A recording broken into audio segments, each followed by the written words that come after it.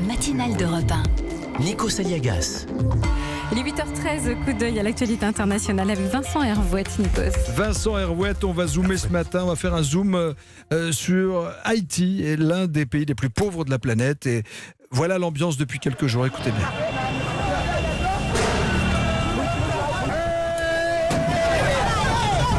Scène de violence, manifestation contre la pauvreté, les Haïtiens n'en peuvent plus et ils demandent le départ du président Jovenel Moïse. Oui, sur les barricades ou calfeutrés chez eux, les Haïtiens se demandent combien de temps va tenir Jovenel Moïse, le président. Quand va-t-il jeter l'éponge? Alors cette île en panne, ça rappelle la chute de Duvalier. Au bout de 8 jours de grève générale, le président à vie s'était enfui. C'était un 7 février, c'est maintenant la fête nationale. Et cette année, les manifs ont commencé ce jour-là. L'histoire bégaye. Haïti, première république noire au monde, aligne depuis 2 siècles une collection de satrapes au pouvoir. Mais désormais, ils se font élire. Très mal. La participation est dérisoire. Puis, ils s'autodétruisent. En 2 ans, ils sont essorés, bon acheté. Et Jovenel Moïse avait un slogan de campagne. Il promettait de mettre à manger dans les assiettes et de l'argent dans les poches. Eh bien, les Haïtiens sont restés sur leur faim.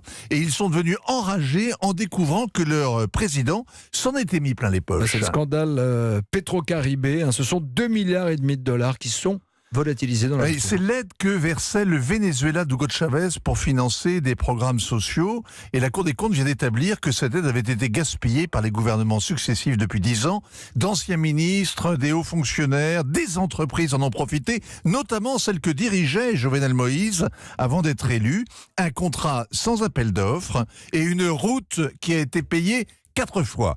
Transparency International classe Haïti au 161e rang sur 180 pour la corruption.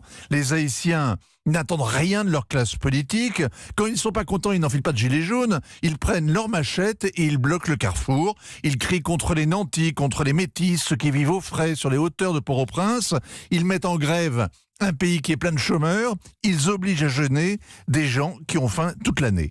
Alors depuis une semaine, des prisonniers sont évadés, la police a tué des manifestants, des magasins sont pillés, l'électricité est coupée, l'essence commence à manquer, on manque surtout d'espoir. La rue, les sénateurs, les ministres, l'église, le patronat réclament le départ du président. C'est une révolution, mais à quoi bon quand l'État est si faible? Jovenel Moïse se tait et se cache, pas un mot depuis 8 jours. Il attend sans doute que la France ou les Américains lui envoient un avion. Pour s'enfuir, il évitera de prendre la route. Elle ne mène nulle part.